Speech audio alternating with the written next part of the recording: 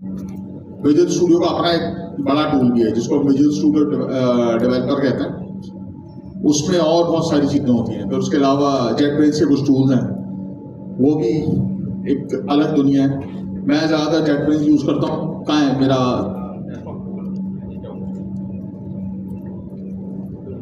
Hello start खोलना जरा, कुछ और तो नहीं सेव हुआ है यहाँ पे। स्टार्ट मेन्यू है ना, यहाँ पे आप देख रहे हो कि गोलैंड, पाइचार्म, वेबस्टॉर्म, डेटाग्रेप नजर आ रहे हैं। मीडिया प्लेयर कैसे कि हटा दो। मैं जो भी मूवीज देख रहा होता हूँ सारी मीडिया प्लेयर क्लासिक के अंदर भी आ जाती है, उसको छुपा देना चाहिए। GitHub desktop, OneNote, word, postman, source tree, ये सारे के सारे टूल्स आपके हथियार हैं।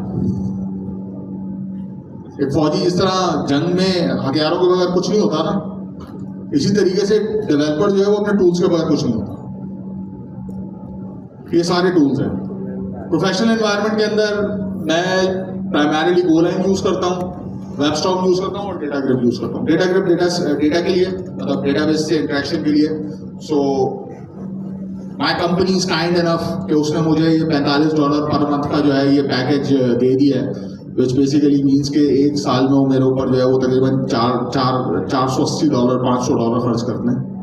टेक्निकली मेरी तनख्वाह से जा रहे होते हैं, क्योंकि अगर मैं उनसे की डिमांड ना करूँ तो कहेंगे पैसे तुम रख लो, है खुद ही ले लेगा टूल्स। लेकिन काइंड इनफ कि वो दिए हुए उन्होंने। सो ये सारे टूल्स जिंदगी में आपके आगे काम आएंगे। अभी तो आप विजुअल स्टूडियो कोड पे काम कर रहे हो, लेकिन और भी बहुत सारी चीजें हैं। इसी तरीके से मुख्तलिफ ऑपरेटिंग सिस्टम्स की इन्वायरमेंट में यूजुअली तो हम विंडोज यूज कर रहे हैं, हम सब विंडोज यूज कर रहे होते हैं। जैसे ही आप किसी प्रोडक्शन एनवायरनमेंट में, प्रोफेशनल एनवायरनमेंट में जाते हैं, वहां से विंडोज ले लेते हैं और आपको लिनक्स का हटा देते हैं। वो अपने उसमें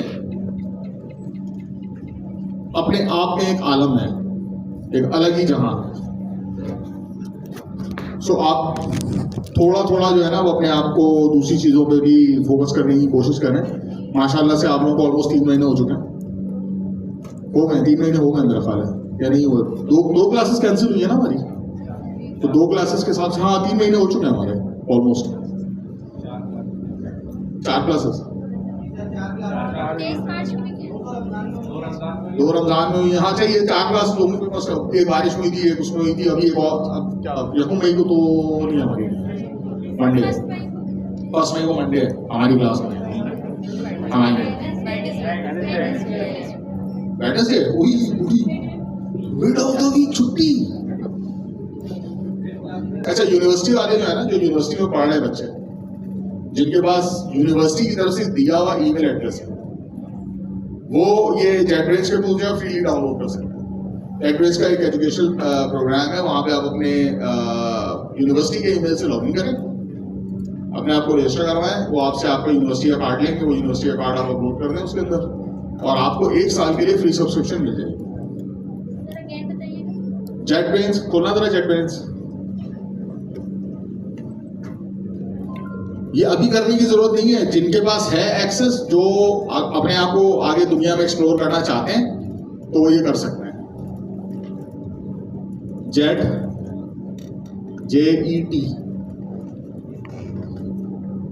ब्रेन्स BRAINS आ गया ना नीचे, सॉफ्टवेयर कंपनी।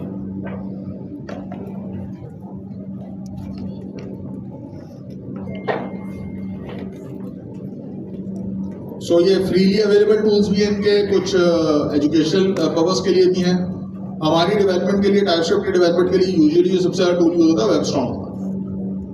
उसमें और बहुत सारी चीज़ें हैं। एक प्रोसेस जो हम अभी तक हमने एक्सप्लोर नहीं किया, वो डिबगिंग का प्रोसेस है कि आपका कोड चल भी रहा है और आप अपने कोड को साथ साथ देखते जा रहे हैं कि मेरे किस पॉइंट के ऊपर कोड की क्या कंडीशन है, वेरिएबल्स की क्या कंडीशन है, वेरिएबल्स का क्या स्टेटस है, उसमें क्या वैल्यूज मौजूद है, और अगले स्टेप के ऊपर उसकी क्या वैल्यू हो सकती है। तो वो पूरा वॉक थ्रू करवाता है आपको, एक एक लाइन एग्जीक्यूट करते जाते हैं, तो आपको बता रहा होता है कि अब इस लाइन के ऊपर आपके कोड का स्टेटस ये है, ये वेरिएबल्स हैं, इन वेरिएबल्स की वैल्यू इस तरीके से चेंज हुई है।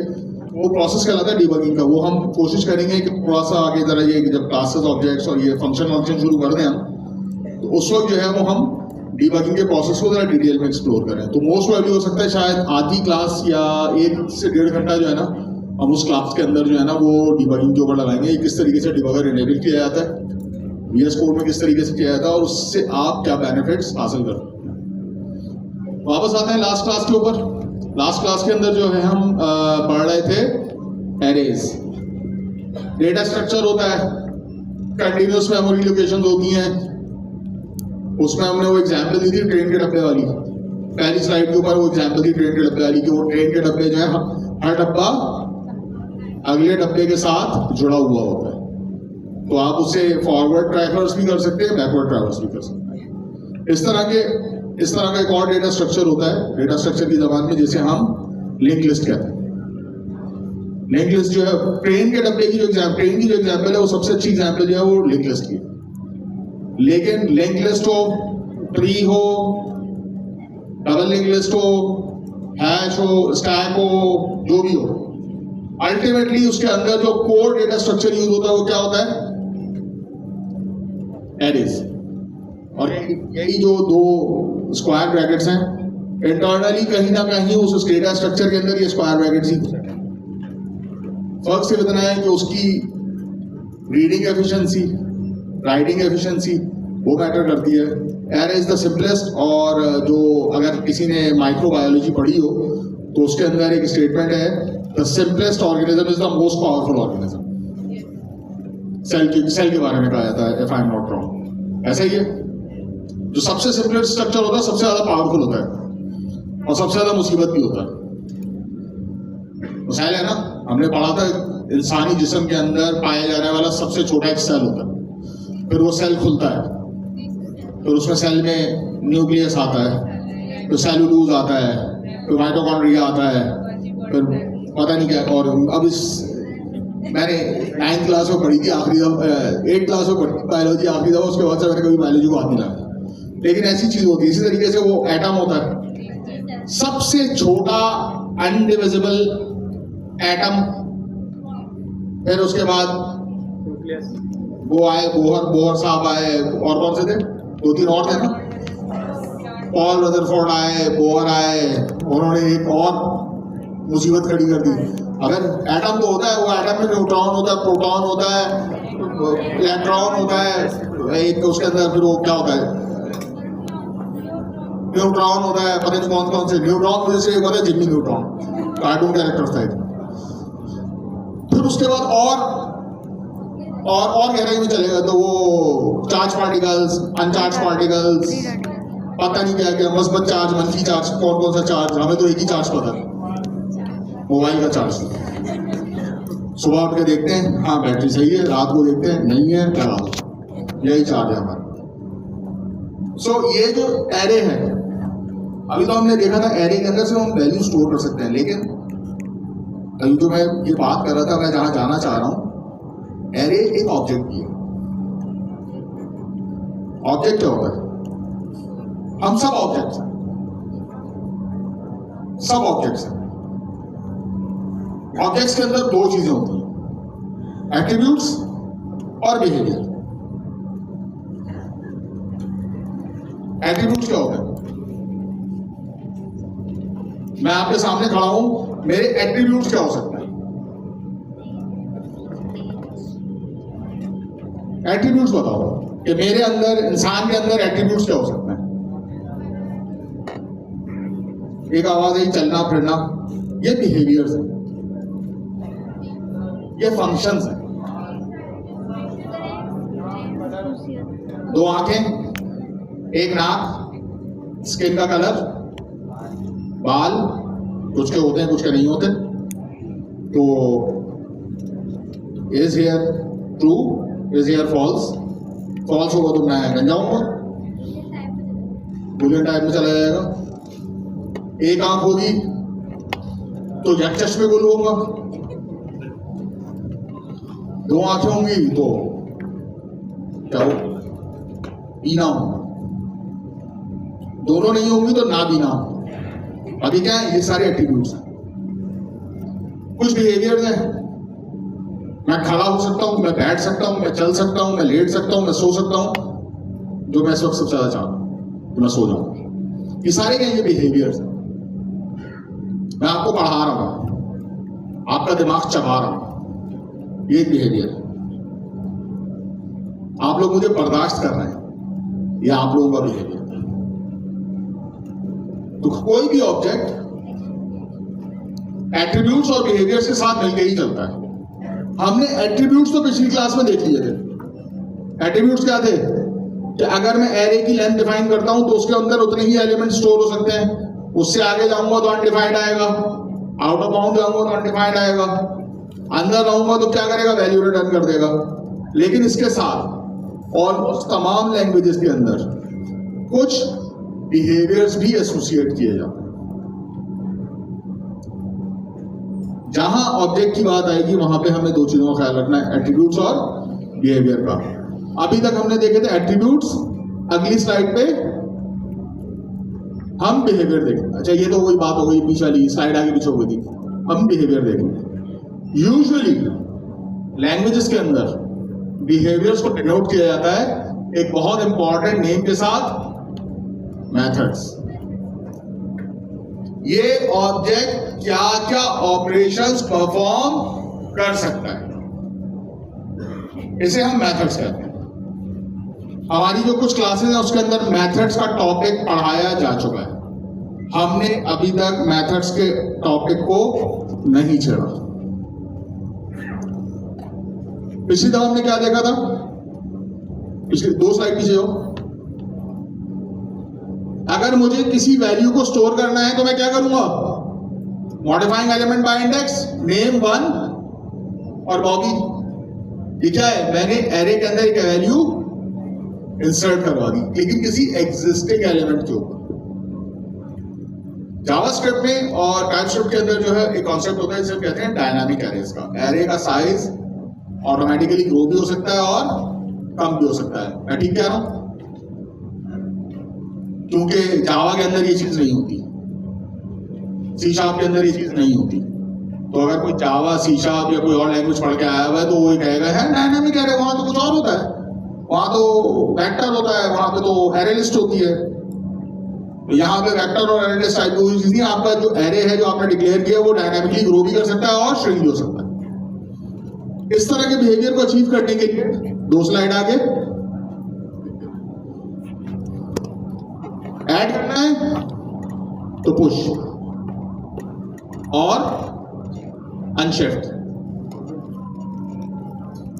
पुश और अनशिफ्ट में क्या डिफरेंस है, सामने लिखा हुआ तो है, लेकिन मुझे बताओ। पुश एंड में ऐड कराता है और अनशिफ्ट पहले ऐड कराएगा। पुश एंड में ऐड कराता है और अनशिफ्ट जो है वो पहले ऐड कराता है। कितने लोगों ने जाके बूफे में तबाही मचाई है? बूफे में कौन कौन गया है जिसने वहां जाके तबाही मचाई है? बूफे में सबसे पहला काम क्या करते हैं? प्रॉन्स को हाथ लगाने से पहले, स्टार्टर्स को हाथ लगाने से पहले प्लेट्स निकालते हैं। कभी आपने देखा प्लेट्स जो है वो स्टैक हुई भी होती है। जो प्लेट सबसे आखिर में रखी गई थी वही प्लेट सबसे पहले पुश उठती है। स्प्रिंग लगा हुआ था उसके नीचे, वो प्लेट जैसे जैसे आप उठाते जाते हैं वो उठता चला जाता है। अगर मुझे उस वाली वैल्यू को, और अगर मैंने प्लेटें रखनी होती तो मैं उसी के ऊपर रख देता हूँ, उसके ऊपर प्लेटें रखता जाता हूँ, जो आखिर में प्लेट रखी होती है सबसे नीचे ले जाती है और उठाता हूँ तो वो उसी तरीके से निकलती। जब मैं प्लेटें बिठा रहा हूं उस स्ट्रक्चर के अंदर तो मैं क्या कर रहा हूं, प्लेटें उस स्ट्रक्चर में पुश कर रहा हूं। अब यहां पे जो है ये पुश नहीं है, यहां पे ये अनशिफ्ट है, क्योंकि मैं सबसे पहले इंडेक्स के ऊपर ऐड कर रहा हूं। और जब मुझे प्लेट्स निकालनी है तो मैं क्या कर रहा हूं, पॉप कर रहा हूं। इस केस में यहां पे हमारे पास दो मेथड्स हैं, पुश, पॉप और शिफ्ट और अनशिफ्ट। तो यहां पे टेक्निकली शिफ्ट और अनशिफ्ट जो है वो जो बूफे की जो टेबल्स, बूफे की जो प्लेट्स वाला सिनेरियो, वहां पे शिफ्ट और अनशिफ्ट काम है। लेकिन कहीं भी आपसे अगर कोई कहे कि पुश और पॉप, कोई वैल्यू पुश करा दो, कोई वैल्यू पॉप करा दो, जहां वैल्यू पुश आएगी इसका मतलब इंसर्ट करना है, पॉप आएगी तो वैल्यू को रिट्रीव करना है। वर्क सिर्फ इतना है कि अगर आपने पहली इंडेक्स के ऊपर कोई वैल्यू पुश करनी है तो क्या करेंगे, अनशिफ्ट करेंगे। और अगर आपने आखिरी वैल्यू को, अगर आपने आखिरी वैल्यू रिटर्न करनी है तो क्या करेंगे, शिफ्ट करें। अब आओ जरा एक खोल लो कोड। पहले हम पुश देखते हैं, पॉप देखते हैं। अच्छा ये ऑलरेडी जो है ना पूरी सीरीज बनी हुई है कोड की ना, तो यहीं से कॉपी करके चलाओ ताकि वो एक ही एग्जाम्पल हो और वो सबको समझ आए।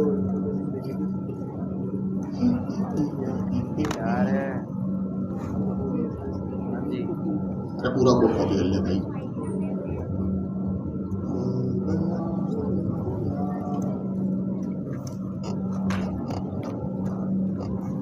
ये कहाँ पहुंच गया रिवीजन में? क्या हो गया?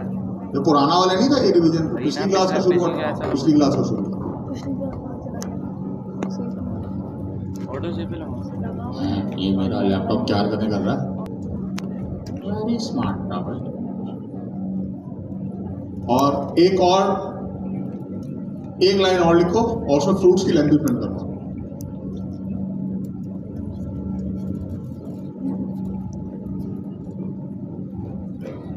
यही लाइन नंबर 5 पे भी प्रिंट कर दो और फिर लाइन नंबर 5 के बाद भी प्रिंट कर दो।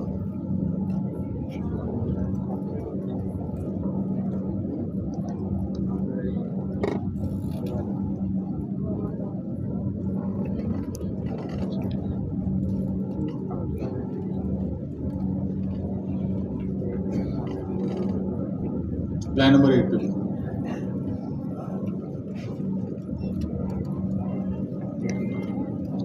चला दो।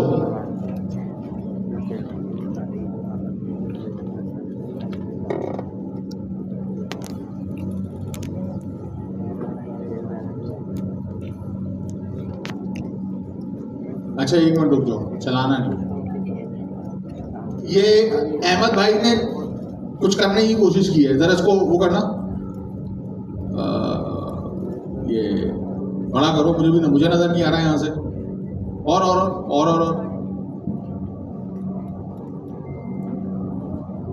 ये अहमद भाई ने नहीं, हाँ अब सही। अहमद भाई ने क्या किया, TSC पता है हमें, फाइल को कंपाइल करने के लिए TSC यूज करते हैं, बिल्कुल। उसके बाद इन्होंने एक और चीज यूज की है, एंड के साइन के साथ नोड और उसके बाद एरे मेथड डॉट जेएस ये कमांड भी इन्होंने इसके साथ ही बैक कर दिए। एंड करता क्या था, कोई भी कंडीशन होती थी तो दोनों को एक साथ चेक करता था। अगर दोनों कंडीशंस ट्रू होंगी तो ट्रू रिटर्न करेगा, तो एक भी कंडीशन फॉल्स होगी तो क्या होगा, फॉल्स रिटर्न करेगा। यहां पे हमने कमांड प्रॉम्प्ट पे भी डबल एंड यूज किया। इसका मतलब यह है कि पहले एक कमांड चलाना, उसके बाद एंड के बाद जो दूसरी कमांड लिखी है वो चलाना। अब क्या करेगा ये, पहले TSC करेगा, अगर उसमें कोई एरर होगा तो अगली कमांड एग्जीक्यूट करेगा या नहीं करेगा। पहले कोई एरर डालो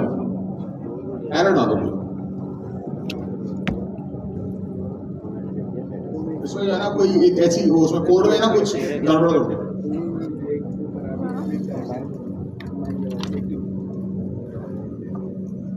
लेंथ 1 कर दो,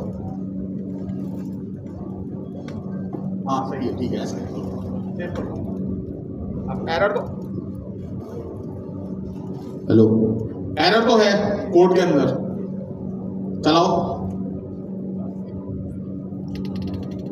कंपाइलेशन का एरर तो दिखा दिया इसने कि लाइन के ऊपर एरर है, लेकिन दूसरी कमांड एग्जीक्यूट नहीं की। अगर दूसरी कमांड, अगर पहली कमांड में कोई एरर नहीं होता तो क्या करता, दूसरी कमांड भी उसके साथ ही एग्जीक्यूट कर देता। अब जरा सही करके चला दो।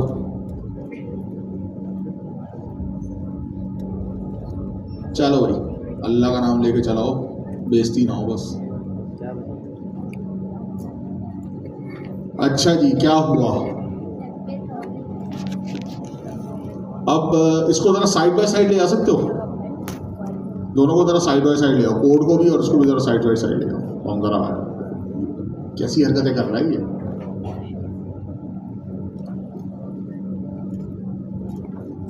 लाइन नंबर 1 पे 1 में से कटा हुआ है आगे, लेकिन क्या लाइन नंबर 1 के ऊपर मैंने कैरे क्रिएट किया, इसमें मैंने 3 एलिमेंट्स पुश किए। कौन से? एप्पल, ऑरेंज और बनाना।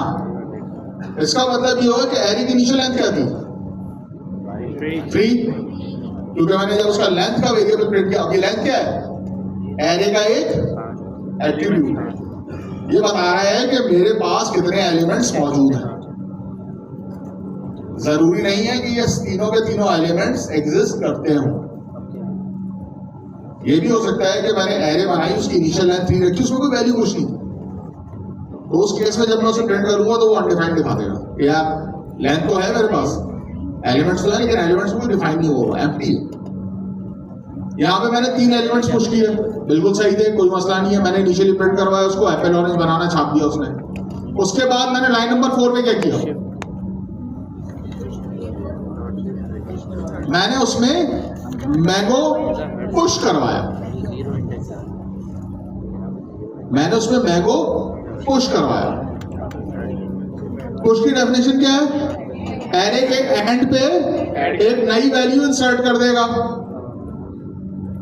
जब मैंने इसको प्रिंट करवाया तो ये नई वैल्यू कहां इंसर्ट हुई है? लास्ट के ऊपर। एरे डायनामिकली ग्रो कर गया। पहले एरे के अंदर 3 एलिमेंट्स थे, अब एरे के अंदर 4 एलिमेंट्स हो गए। फिर उसके बाद हम आए लाइन नंबर 7 के ऊपर।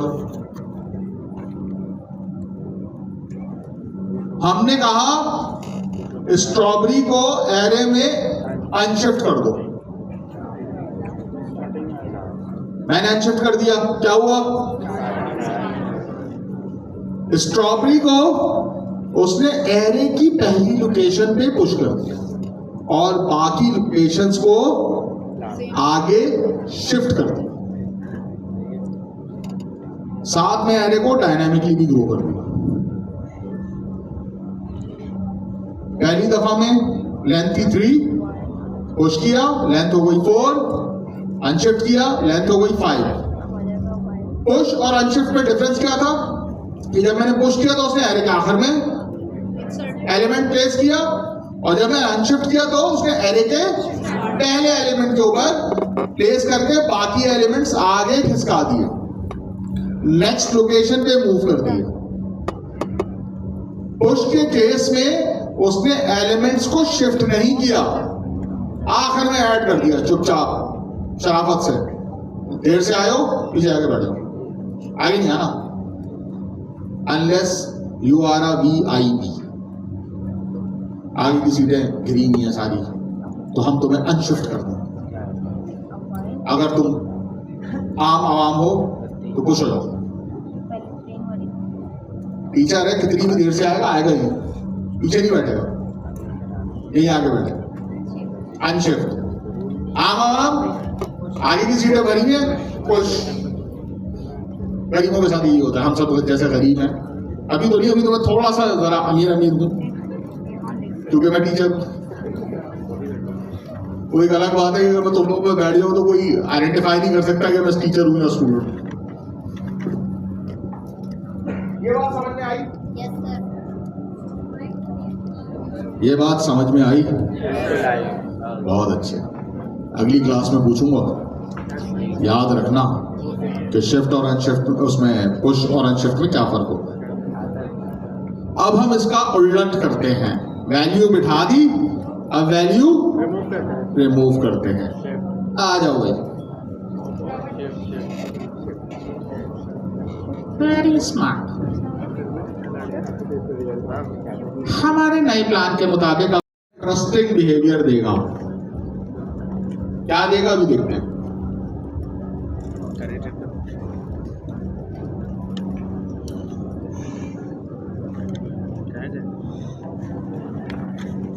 ऊपर वाला कोड जो है ना कमेंट कर दो, वरना ये अजीब अजीब अजीब सी नहीं कमेंट नहीं करो, सही ऐसी रहना।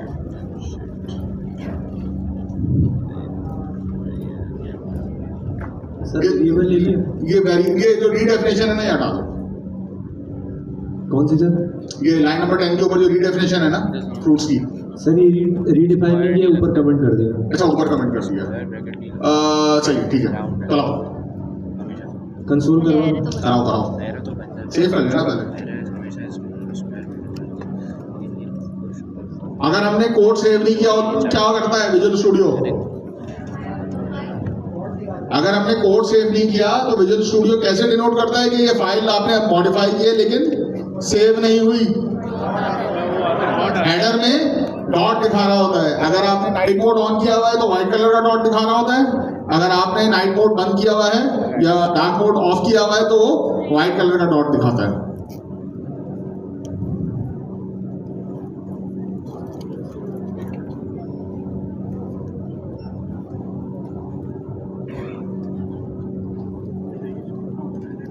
क्या हुआ?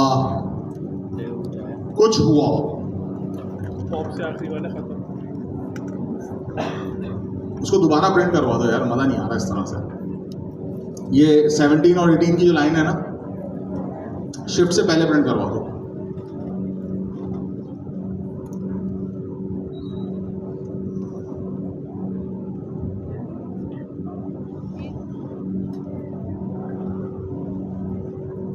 क्या हुई? सर फर्स्ट फ्रूट तो शिफ्ट होने के बाद आया। नहीं नहीं, अभी पहले तो एक्चुअल तो प्रिंट करवाओ, एक्चुअल एरर तो प्रिंट करवाओ। एक्चुअल सर ये है। अच्छा एक्चुअल की भी है, नहीं वो लेंथ नहीं हमने प्रिंट की है ना, ओके लेंथ भी प्रिंट करवाओ साथ में। यहां कुछ और हुआ है। पुश में एरे ग्रो हो रहा था, अनशिफ्ट में एरे ग्रो हो रहा था। पॉप और शिफ्ट में एरे का साइज श्रिंक हो रहा था।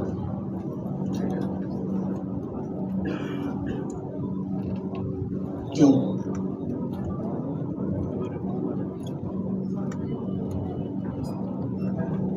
रिमूव कर रहे हैं इसलिए श्रिंक हो रहा है।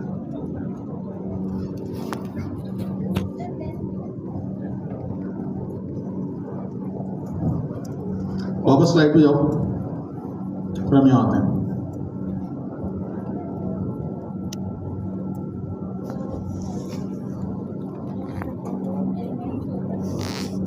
Removing elements, dot pop removes and return. Important चीज क्या है? ये एरे में से एलिमेंट को रिमूव कर रहा है। रिमूव करने का मतलब क्या हुआ? इसने उस एरे में से एलिमेंट को परमानेंटली निकाल दिया। एडिशन में डायनामिकली ऐड कर रहा था, पॉप में और शिफ्ट में उसने एरे में से एलिमेंट डिलीट कर दिया। अगर आपने एरे को मेंटेन रखना है तो आपको एरे की इंडेक्सेस के साथ खेलना आना चाहिए।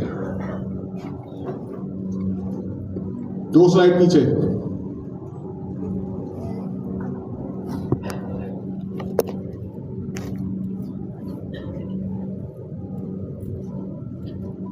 इस सिंटेक्स पे आपको 200% कमांड होनी चाहिए। एरे में से अगर आप कोई एलिमेंट रीड कर रहे हैं तो आपको पता होना चाहिए कि आप कौन सा एलिमेंट रीड कर रहे हैं। इंडेक्सेस के थ्रू आपको पता होना चाहिए, क्योंकि अगर आप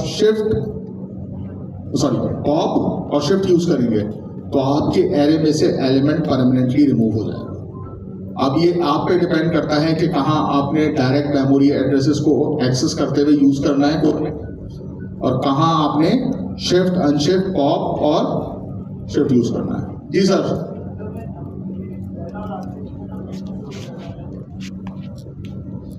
आते हैं उसके ऊपर क्या, उस पर क्या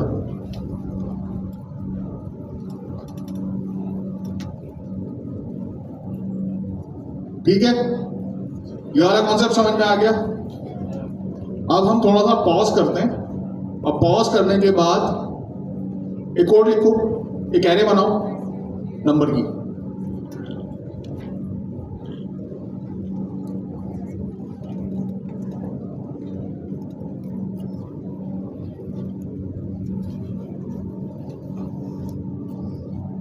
रैंडमली इसके अंदर जो है ना 10 नंबर ऐड कर दो, बिल्कुल रैंडम।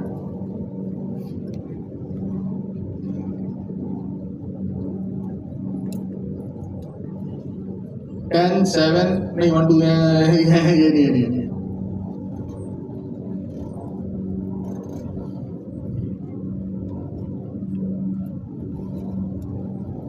पांच एलिमेंट पुश कर दो 10 7 हाँ ठीक है सही जाने दो एक आपको एलिमेंट रिपीट भी कर दो ठीक है हाँ सही है 7 9 भी कर दो और इस एरे को प्रिंट करवा दो ऊपर वाला जरा भी कमेंट कर दो खूब सारा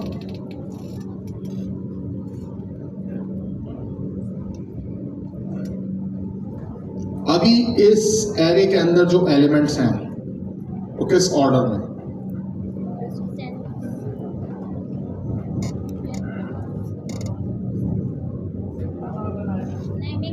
अनऑर्गेनाइज्ड मुझे इस एरे को ऑर्गेनाइज करना है कैसे करूंगा बबल सॉर्ट बहुत सारे लोगों की आवाज आई बबल सॉर्ट असेंडिंग ऑर्डर में या डिसेंडिंग ऑर्डर में कितने लोग हैं जिनकी आवाज आई थी बबल सॉर्ट की कौन आएगा बबल सॉर्ट का कोड लिखने के लिए मेरे बंदे नहीं लिखेंगे स्टूडेंट्स में से कोई आएगा कौन आएगा कौन लेगा ये पंगा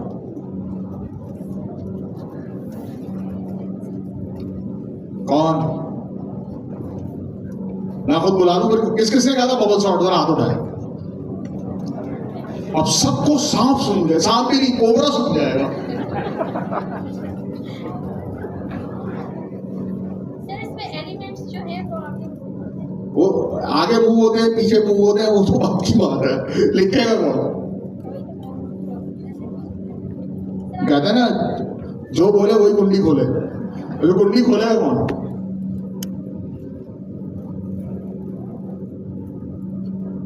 किसने बोला लड़कों में मैं क्लास पूरी यही खत्म कर दूंगा जिन लड़कों में से जिसने बोला था ना बबल सॉर्ट उस वजह को खुद रैंडमली उठ के आ जाए वरना मैं कुछ नहीं पढ़ाऊंगा आज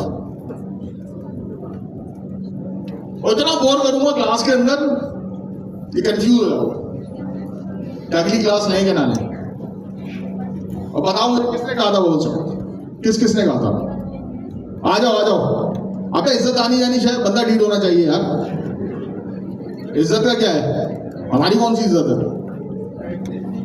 अबे प्रैक्टिस से क्या होता है लॉजिक तो बताओ आगे कोड नहीं लिखना आ रहा कोई मसला नहीं लॉजिक बताओ आगे कोड का क्या है कोड तो लिख ही लेते बोलो टेल बताओ कौन आएगा कौन रिस्क लेगा कोई नहीं क्या करें खुद लिखते हैं नहीं लिखते खुद नहीं लिखते को पायलट खोलो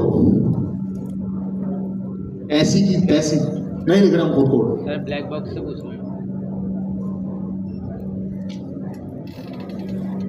अब ये भी तो बताओ ना तुम लोगों को इससे अगर कभी काम करना हो तो उससे कैसे इस्तेमाल करना है प्रॉम्प्ट दे भाई इसे generate bubble sort code to sort numbers to sort array in ascending order using TypeScript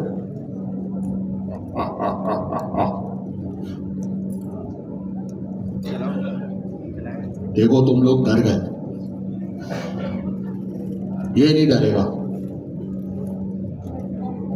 इसको अपनी इज्जत की कोई परवाह नहीं है सही जनरेट करे गलत जनरेट करे करेगा जरूर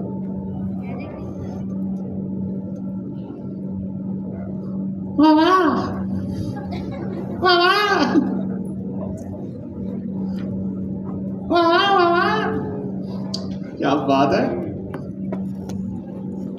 इसको पेस्ट करो और जिन लोगों ने बबल सॉर्ट कहा था ना वो अब आगे समझाएं कोड लिखने की डर था ना कोड लिखने से डर लग रहा था कोड नहीं लिख सकते अब तो लिख दिया कोड समझा तो दो आगे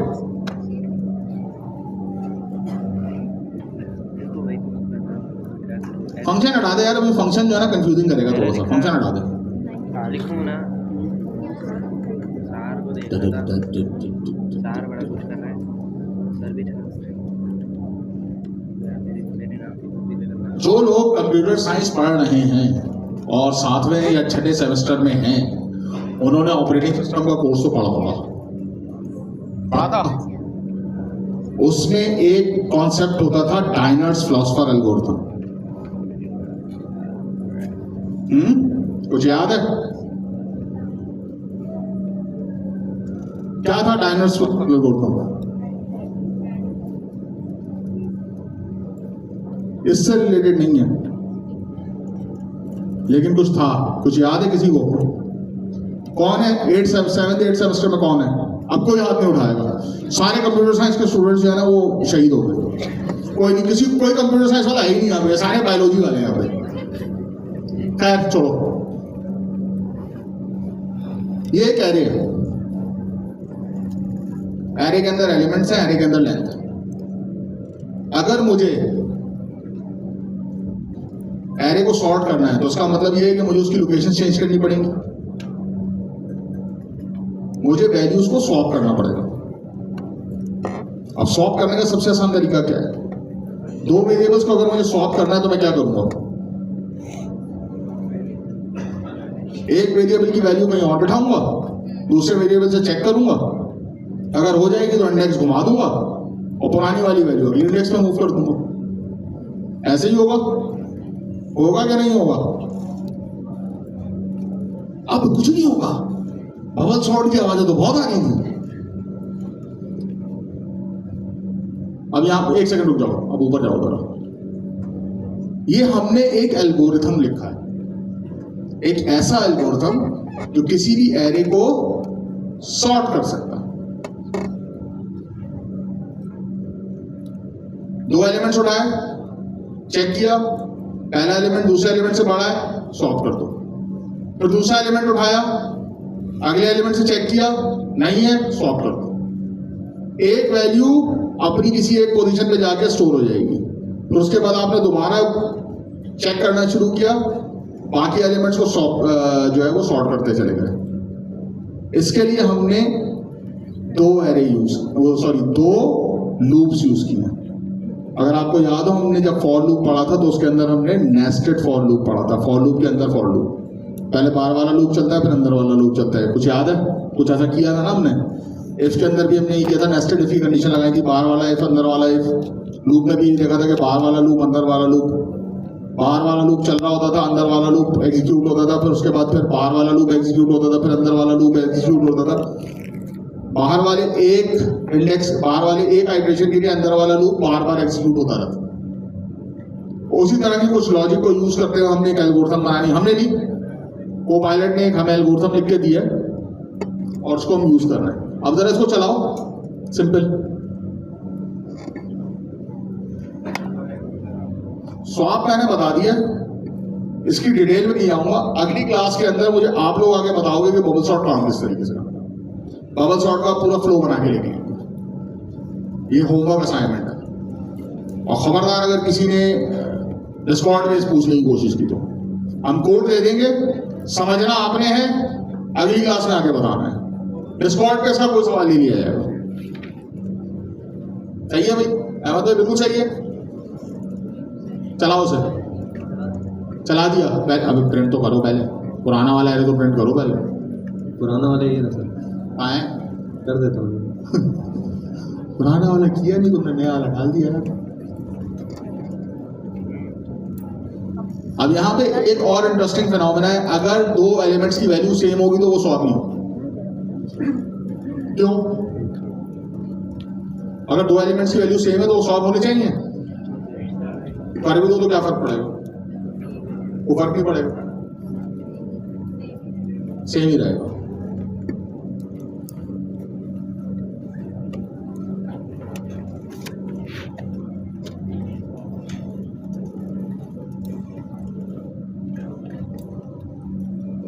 अभी CLS करने की क्या जरूरत है?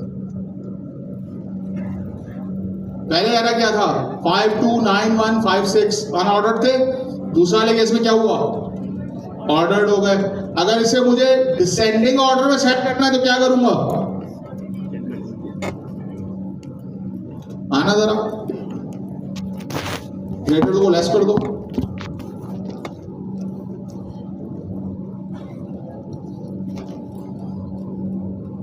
चला दो।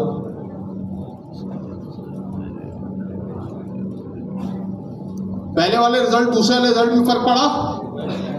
क्या फर्क पड़ा? पहला वाला असेंडिंग ऑर्डर में है, दूसरा वाला डिसेंडिंग ऑर्डर में है। एल्गोरिथम की क्लास खत्म, बैक टू द टॉपिक। ये कोड देना चाहिए रैपो में? मेरा ख्याल है कोड भी नहीं देना चाहिए।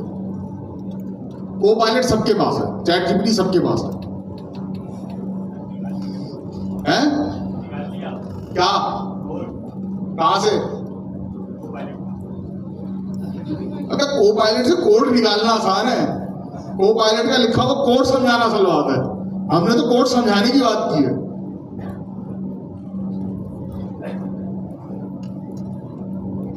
आ जाओ वापस स्लाइड के ऊपर आ जाओ।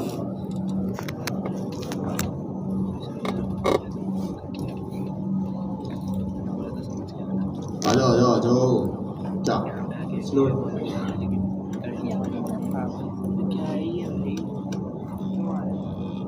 इसको जो है ना वो मेरा ख्याल है लाइव बॉय से धोना पड़ेगा इंटरनेट हैं? बोलो बोलो बेटा बोलो, मेरी क्लास में खुली ज्यादा जो बोलना है बोलो।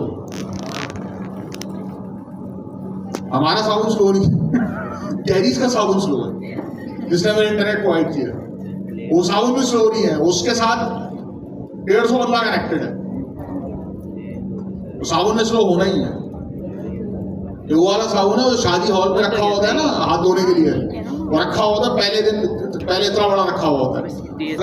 क्या तरीकेकार है, दोनों में डिफरेंस क्या है, समझाने की जरूरत है दोबारा? सब समझ आ गया?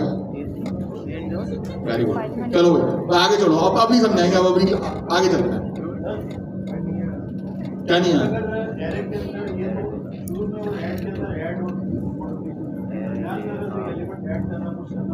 स्लाइसिंग।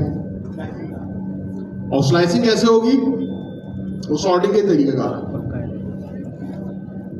तो सॉर्टिंग वाला ही है कि अगर आपने कोई एलिमेंट रिमूव करना है तो, और आपको पता है कि कौन सा एलिमेंट रिमूव करना है, तो आप पुश पॉप यूज करेंगे, ऐसे कुछ करेंगे, लूप लगाएंगे, लूप में से एलिमेंट निकालते जाएंगे, जो एलिमेंट निकालना है आपने उसको क्या कर देंगे? पॉप कर देंगे। और बाकी जितने भी एलिमेंट्स होंगे, जो प्रीवियस एरे होगा वो उठाएंगे, अगला एरे उठाएंगे, उसको कॉपी करना। समझ में आई? नहीं आई? बहुत ऊपर से गई होगी। लिखो भाई एक नया कोड लिखो, रिमूव अ स्पेसिफिक एलिमेंट, वहां से लिखवाओ।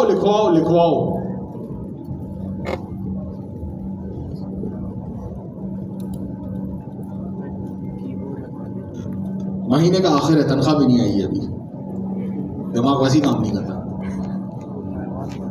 ऊपर से एक डिस्कॉर्ड पे आए हुए सवाल की वजह से मेरी हटी भी दी है। डिस्कस तो नहीं करना चाहिए, लेकिन बड़ा स्टूडेंट किस्म का सवाल आया था किसी स्टूडेंट ने एक सवाल किया कि सर ये कोर्स करके आप $5,000 $10,000 कमा रहे होते हैं, मोटरसाइकिल पे क्यों आते हैं?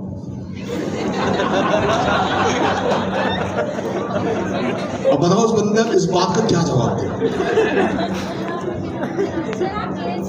नहीं, मुझे टू बी ऑनेस्ट, मैं जब ये आया ना मेरे पास सवाल, मोहतरमा थी कि सर आप मोटरसाइकिल पे क्यों आते हैं?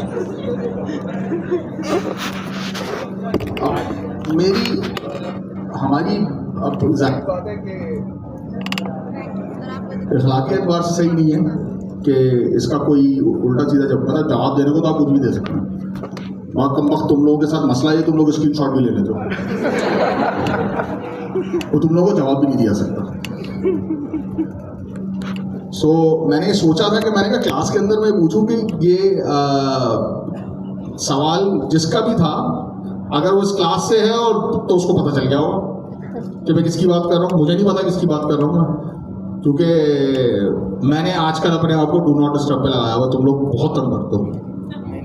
सुबह के 4-4 बजे 5-5 बजे मैसेज कर रहे हो तो कहते हो इमीडिएटली जवाब शिफ्ट दो। आ गया बंदा कुछ अपने काम नहीं कर रहा होता। ये देखो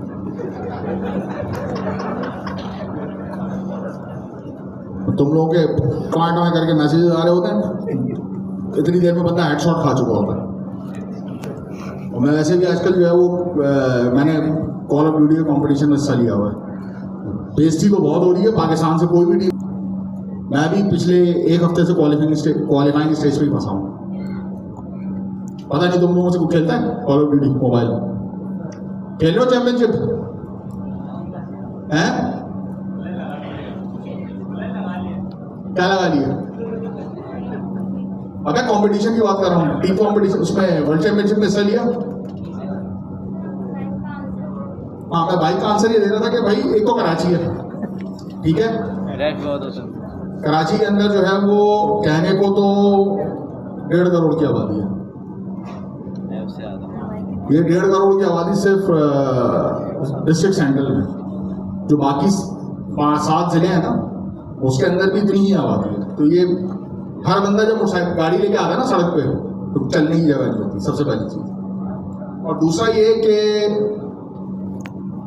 जो काम 300 रुपये में हो सकता है वो मैं 1000 रुपये में क्यों करूँ? तो ऐसे सवाल नहीं किया करो। ये मल्टीपल किस चीज का यूज करना पड़ेगा? लूप का यूज करना पड़ेगा। मुझे पता ही नहीं है ना, एरे की लेंथ जो है लेट से 5000 एलिमेंट्स की लेंथ है, मुझे लेंथ नहीं पता। पहला तरीकेकार तो ये कि मैं लेंथ मुझे पता हो तो मैं एक इंडेक्स जो है उसका प्रिंट करवा दूं। दूसरा ये कि मैं लूप लूं। कंडीशन क्या लगाई है इसमें मैंने? Let i is equal to 0, i less than fruits dot length, attribute total number of elements in an array. Length आपको बताता है कि मेरे एरे में कितने एलिमेंट्स मौजूद हैं। 4 एलिमेंट्स हैं तो उसका मतलब इंडेक्सेस क्या होंगी? 0, 1, 2, 3। लेंथ क्या हो गई? 4। लेंथ 3 नहीं होगी, लेंथ 4 होगी। एलिमेंट्स कितने हैं? 0 से लेके 3 तक। अगर इस कोड को मैं रन करूंगा तो क्या करेगा? फ्रूट्स का पहला एलिमेंट उठाएगा, 0 पे होगा, प्रिंट कर देगा। फिर नेक्स्ट लाइन पे जाएगा, फ्रूट्स का दूसरा एलिमेंट उठाएगा, प्रिंट कर देगा, एंड सो ऑन। और जैसे ही i की वैल्यू 5 होगी, इंडेक्स कौन सा चल रहा होगा? 4 चल रहा होगा, क्योंकि 4 प्रिंट हो चुका है, 5 एलिमेंट्स प्रिंट हो चुके हैं। क्योंकि मैंने i को जो है वो, हाँ, i को मैंने 0 से स्टार्ट किया, क्योंकि 4 लेस देन 5 है, ट्रू है। 5 इज लेस देन 5 फॉल्स है। इसका मतलब है 5th एलिमेंट के ऊपर, जब 5th आइटरेशन के ऊपर आएगा ये, तो ये प्रिंट नहीं करेगा, लूप एग्जिट करके बाहर आ जाएगा। इसको लिखने का एक और शॉर्टकट तरीका भी है। अच्छा, ये एक और यह भी करवाएं फॉर ईच।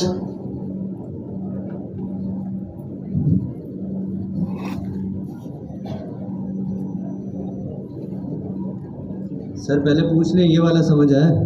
पहले वाला समझ में आया? इससे पहले वाले में तो मसला नहीं है। ये एक चीज होती है जिसे हम कहते हैं आइट्रेटर। नाम सुना है? आइट्रेशन से निकला है आइट्रेटर। आइट्रेशन क्या होती है? पिछले वाले लूप पे, जरा पिछले वाली स्लाइड पे जाओ। अबे पिछली स्लाइड, ये क्या हुआ? ये मेरा लैपटॉप नहीं है। ओ, अबे सारा दिन हम यही करते रहेंगे क्या? ये अगर यहां से ही पढ़ानी हो, शिफ्ट एंड शिफ्ट हो गया, आगे चलो। इसके अलावा और क्या है? इसमें अब तो कुछ नहीं पूछना ना, आगे चले। चलो अगली स्लाइड प्लीज। हम यहां थे, फॉर ईच। पिछली कंडीशन में हमने फॉर का लूप यूज किया था। फॉर के लूप में हमें क्या क्या पता होना चाहिए? सबसे इंपॉर्टेंट चीज, हमें लेंथ पता होनी चाहिए। हम लेंथ के वेरिएबल कर सकते हैं। हो सकता है कि आपने जब प्रोग्रामिंग स्टार्ट की हो आपके पास एरे कहीं से इनपुट में आ रहा हो, एरे कहीं से इनपुट में आ रहा हो, पॉसिबल है? मैं एरे जो है वो बना के इनपुट में भेज दूं, मुझे ये नहीं पता कि आने वाले एरे की लेंथ क्या है, या आने वाला एरे ही है या कोई और स्ट्रक्चर है। अब कोई और स्ट्रक्चर क्या हो सकता है? हेलो,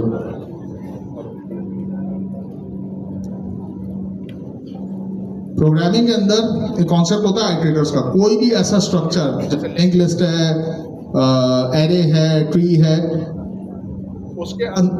उसमें जो है ट्रैवर्सिंग के लिए डिफरेंट मेथडोलॉजीज यूज होती है। अगर बाइनरी ट्री है तो अलग तरीके से ट्रैवर्स होगा, लिंक लिस्ट है अलग तरीके से ट्रैवर्स होगी, एरे है अलग तरीके से ट्रैवर्स होगा, वेक्टर है अलग तरीके से ट्रैवर्स होगा, जेसन एरे अलग तरीके से ट्रैवर्स होगा। तो लैंग्वेजेस ने जो है वो एक नई टाइप का लूप इंट्रोड्यूस किया है, जो कोई भी ऐसा डेटा स्ट्रक्चर जो ट्रैवर्सेबल है वो आपसे लेता है, उसका स्ट्रक्चर पढ़ता है, उसके हिसाब से अप्रोप्रिएट एग्जीक्यूशन परफॉर्म कर देता है। और फॉर ईच के अंदर जो है मैंने से उसको बता दिया कि भाई ये एक एरे है, इस एरे को प्रिंट कर दो।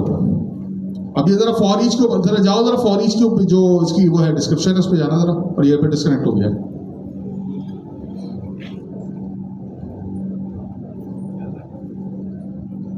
कितने लोग हैं जो डॉक्यूमेंटेशन पढ़ना शुरू कर दिए, जिन्होंने कि अगर कोई एरर आता है या कुछ तरह की चीज़ होती है तो उसको जाके इंटरनेट पे सर्च करते हैं कि क्या हो रहा है। एक आदमी, दो आदमी, तीन आदमी, चार आदमी, पांच आदमी। भाई सवाल नहीं कर रहा मैं, मतलब ये नहीं कि मैं पूछ लूंगा तुमसे कि डॉक्यूमेंटेशन पढ़ी किस तरीके से जाती है। प्रोग्रामिंग के सवालों में तुम लोग हाथ उठाते नहीं हो, बबल शॉट में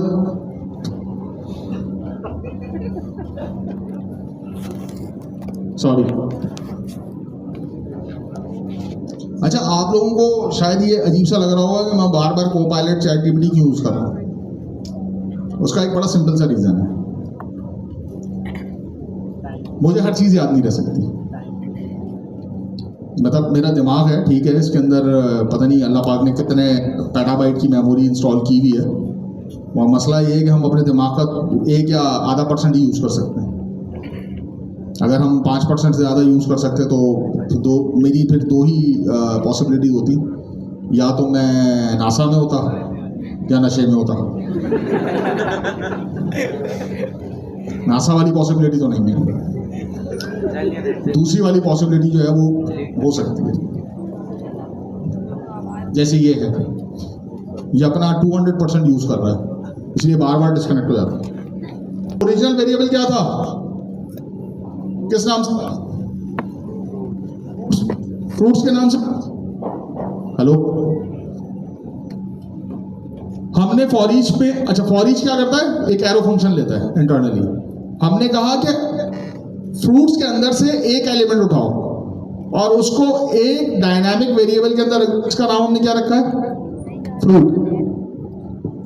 fruits collection of fruits, fruit सिर्फ एक फ्रूट, यानी हर आइटरेशन में एक फ्रूट रिटर्न होगा।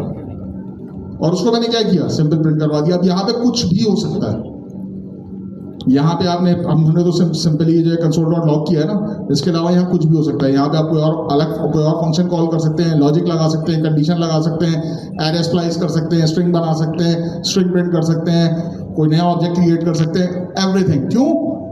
क्योंकि ये एक कर्ली ब्रैकेट के दरमियान लिखा हुआ है। कर्ली ब्रैकेट क्या होता है, ब्लॉक ऑफ कोड। अब इस ब्लॉक ऑफ कोड के अंदर आप कोई भी ऑपरेशन परफॉर्म कर सकते हैं। सर इन शॉर्ट पूरी टाइपस्क्रिप्ट लिख सकते हैं इसके अंदर, आप पूरी मतलब सब कुछ लिख सकते हैं, तो पूरी दुनिया लिख सकते हैं। क्या कुछ सवाल? सॉरी, इसको एक दफा प्रिंट करवा दो। आज की क्लास में हमने एक नया वर्ड सीखा है, क्या? फंक्शन, मेथड, ये क्या होते हैं, बिहेवियर, और एक और स्पेसिफिक टाइप का फंक्शन, एरो फंक्शन। अगली क्लास के अंदर थोड़ा सा देख के आना कि इसमें बेसिक डिफरेंस क्या है। एटलीस्ट फंक्शन और मेथड के दरमियान तो देख के आना ही आना। स्लाइड उस अगली क्लास की स्लाइड जो है वो मोस्ट शायद वेडनेसडे तक जो है मैं अपलोड कर दूंगा।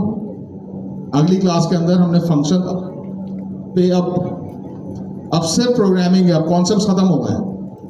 कॉन्सेप्चुअली जितनी चीज़ें समझानी थी, कॉन्सेप्चुअली जितनी चीज़ें पढ़नी थी वो सारी खत्म हो चुकी हैं।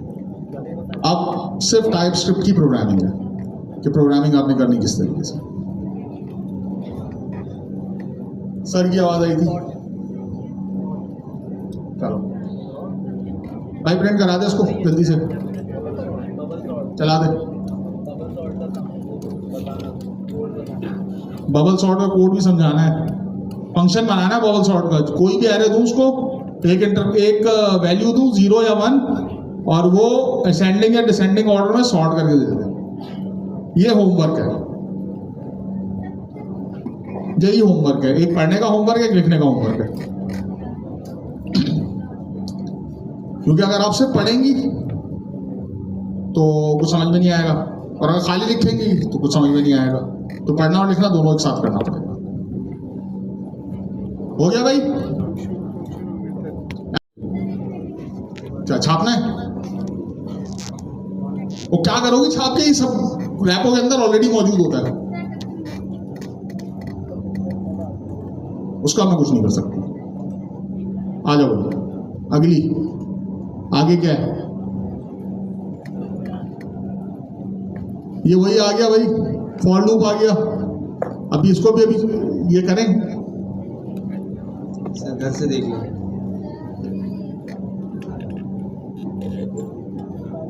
ये एक शॉर्टकट है फॉर का। फॉर के अंदर आप 3 एलिमेंट्स देते थे। अगर आपने एरो फंक्शन यूज नहीं करना, अच्छा नहीं लग रहा आपको एरो फंक्शन, तो आप इस तरीके से भी फॉर लिख सकते हैं। ये बेसिकली क्या करेगा, एक एरे लेगा। एरे क्या है? फ्रूट्स है। एरो फंक्शन में क्या था, वहां पे भी मैंने वेरिएबल डिक्लेयर किया था फ्रूट का। यहां पे मैंने क्या किया, लेट करके फ्रूट का वेरिएबल क्रिएट किया। एक ऑपरेटर यूज किया, क्या? ऑफ। फ्रूट्स में से एक फ्रूट निकालो और उसको प्रिंट कर दो। ये सिर्फ एरेस पे चलता है। इस फॉर के लूप को किसी और जगह ट्राई करने की कोशिश मत करना, नहीं चलेगा। फिर कंफ्यूज हो जाओगे, फिर करोगे सर वो आपने फॉर का एक सेंटेंस बताया तो चल ही नहीं रहा। फॉर में तो पहले आप 3 एलिमेंट देते थे। ये स्पेसिफिक टाइप का फॉर है, ये सिर्फ और सिर्फ एरे ट्रैवर्सिंग के लिए यूज होता है। और ये क्या करेगा, 0 इंडेक्स से वैल्यू उठाएगा और nth इंडेक्स तक जाएगा और सारी वैल्यूज को रिटर्न करना शुरू कर देगा हर इटरेशन के ऊपर। आगे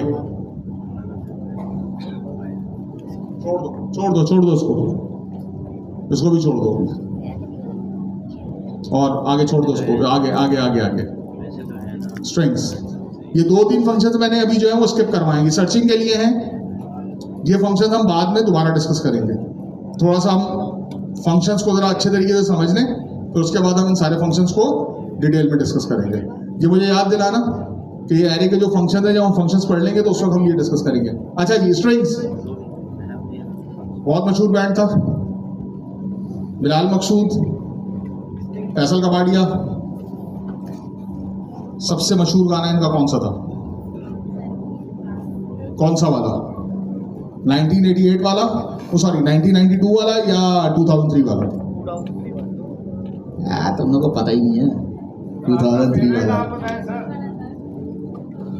स्ट्रिंग्स का जिसने ओरिजिनल सुना है ना, वो नया नहीं सुन सकता। आपका फेवरेट बैंड है, आप बताएं सर। इसका सबसे जो ये सॉन्ग जो था ना, जो 1992 में जो आया था ओरिजिनल, जो इन्होंने उस पे कैप माउंट्स की पहाड़ियों के ऊपर शूट किया था, that was the original song. Internet के ऊपर सिर्फ यूट्यूब के ऊपर उसकी कुछ वीडियोस अवेलेबल, कुछ जगह पे अवेलेबल है।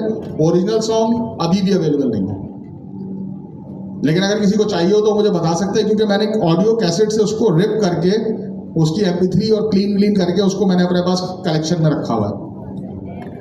बेहतरीन सॉन्ग था अपने वक्तों का। बहरहाल सर की है ये पहाड़, स्ट्रिंग्स 2 बैंड उसका एल्बम का नाम है। इंटरनेट पे स्ट्रिंग्स 2 अवेलेबल नहीं है। लंबे बाल सर। हाँ, सबके लंबे बाल, सिर्फ उसमें फैसल कबाड़िया के नहीं थे, बाकी सबके लंबे बाल थे।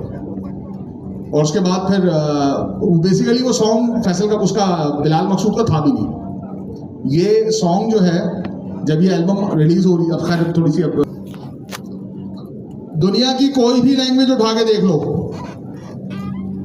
स्ट्रिंग मौजूद होगी, कहीं कैपिटल एस से होगी, कहीं स्मॉल एस से होगी, लेकिन स्ट्रिंग जरूर होगी। और स्ट्रिंग क्या है? It's a combination of characters. किसी और फर्स्ट क्लास लैंग्वेज के अंदर देखेंगे तो वहां पे आपके पास कैरेक्टर सेट को, कैरेक्टर डेटा को रिप्रेजेंट करने के लिए दो टाइप की डेटा टाइप्स होती हैं, एक स्ट्रिंग होती है और एक कैरेक्टर होता है। सिंगल कैरेक्टर रिप्रेजेंट करना है तो कैरेक्टर होगा, मल्टीपल कैरेक्टर्स को रिप्रेजेंट करना है तो स्ट्रिंग होगी। हर लैंग्वेज के अंदर कोई भी लैंग्वेज उठा के देखो, ये जरूर मिलेगा। Sequence of character string represent a sequence of character including letter, number, symbols and white spaces. Word के ऊपर डेटा टाइप कर रहे होते हैं तो कंटिन्यूसली वो जो भी आप टाइप कर रहे होते हैं उसमें सारे कैरेक्टर्स, कीबोर्ड पे जितने कैरेक्टर्स हैं सब आ रहे हैं। यूनिकोड का नाम सुना है किसी ने? UTF-8, UTF-16 कैरेक्टर सेट को नाम सुने इस तरह के? CSS में यूज होता है। किसमें होते हैं? CSS में यूज होता है। नहीं, CSS में यूज नहीं होते। लिमिट के साथ। कीबोर्ड कितने लोगों को पता है? कीबोर्ड कितने लोगों ने यूज किया? कंप्यूटर है कीबोर्ड। कर रहे हैं। मैं तुम लोग सब जो है ना वो स्ट्रिंग्स के अंदर वो सिंथेसाइजर भी अटके हुए हो। कॉर्क का जो कीबोर्ड होता था, कैसियो का जो कीबोर्ड होता था, तो लोग वहां फंस गए। वो भी है, लेकिन कंप्यूटर का कीबोर्ड कितने लोगों ने यूज किया? सबने यूज किया ना। कंप्यूटर में मैं कैरेक्टर प्रेस करता हूँ, कंप्यूटर को कैसे पता है कौन सा बटन प्रेस हुआ है?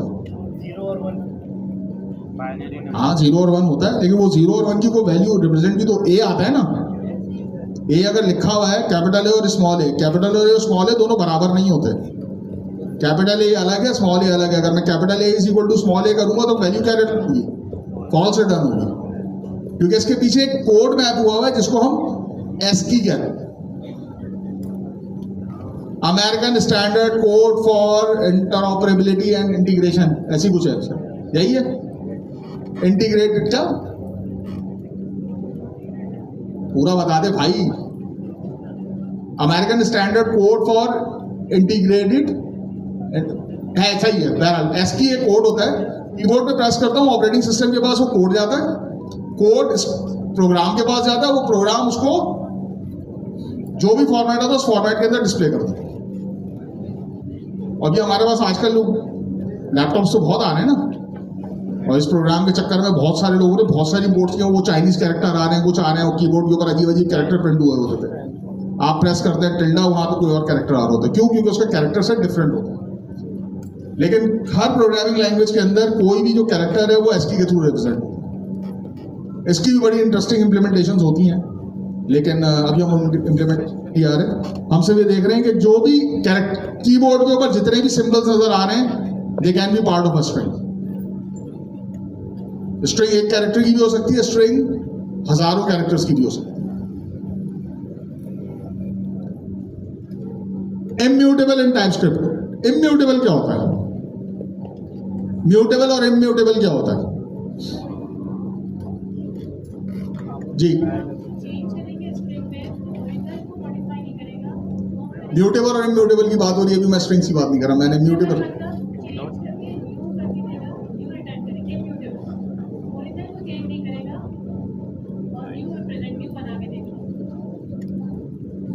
लेट के थ्रू डिफाइन किया हुआ वेरिएबल म्यूटेबल है या इम्यूटेबल है? म्यूटेबल है। कॉन्स के थ्रू डिफाइन किया हुआ वेरिएबल म्यूटेबल है या इम्यूटेबल है? इम्यूटेबल। लेट के थ्रू आप जो भी वेरिएबल डिक्लेयर करते हैं वो म्यूटेबल होता है, उसकी वैल्यू चेंज हो सकती है। कॉन्स के थ्रू अगर आप कोई वेरिएबल डिक्लेयर करते हैं उसकी वैल्यू कभी भी चेंज नहीं होगी। स्ट्रिंग इम्यूटेबल है।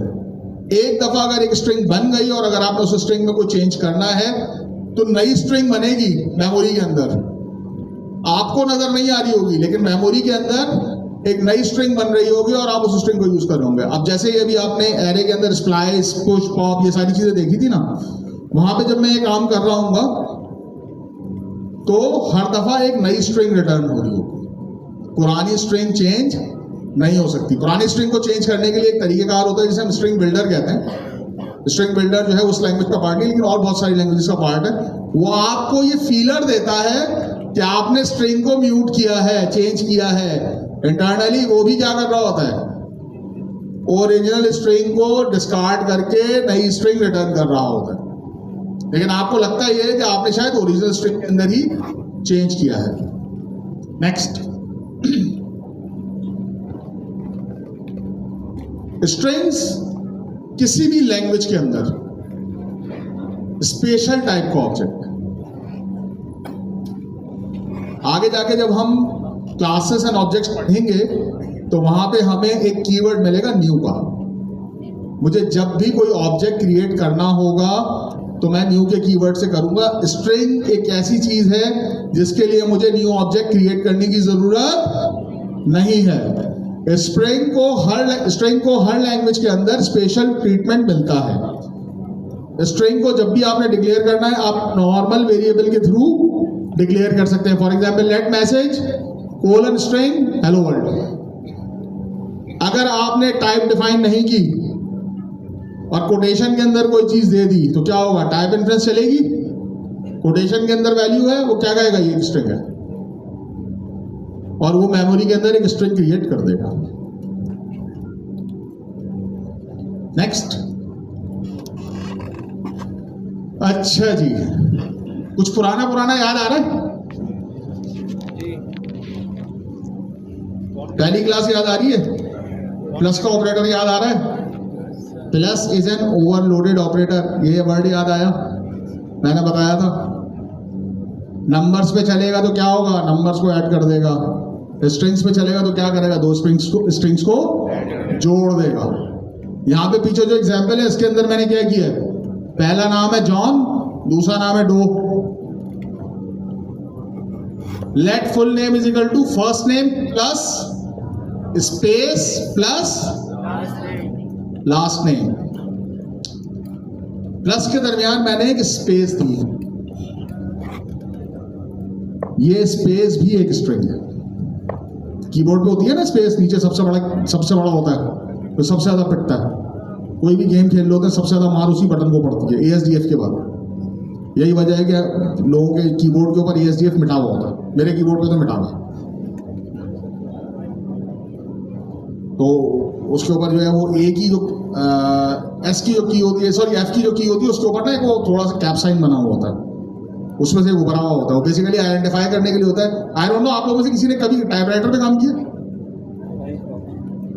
टाइपराइटर के ऊपर जो है ना वो ASDF, LKJH, ये 4 कैरेक्टर जो होते थे वो ASDF पे होते थे, और ये जो होते थे LKJH, तो यही आपकी टाइपिंग बताती थी, क्योंकि वो आपको कीबोर्ड के ऊपर जो है वो बेसिकली मसल मेमोरी डेवलप होती थी।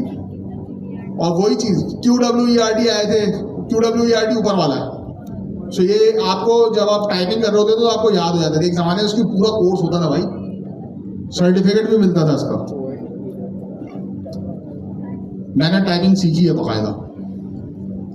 अब उस गली से जब मैं गुजरता हूँ ना, वहाँ वो इंस्टीट्यूट हुआ करता था।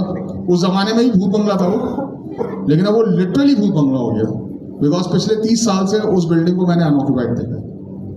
वहाँ पे 2 चीजें पढ़ाई जाती थी, टाइपिंग और शॉर्ट हैंड।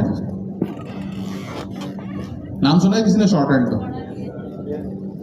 अरे शॉर्ट हैंड राइटिंग हैं? नहीं, मेरे बैच के नहीं हो तुम लोग।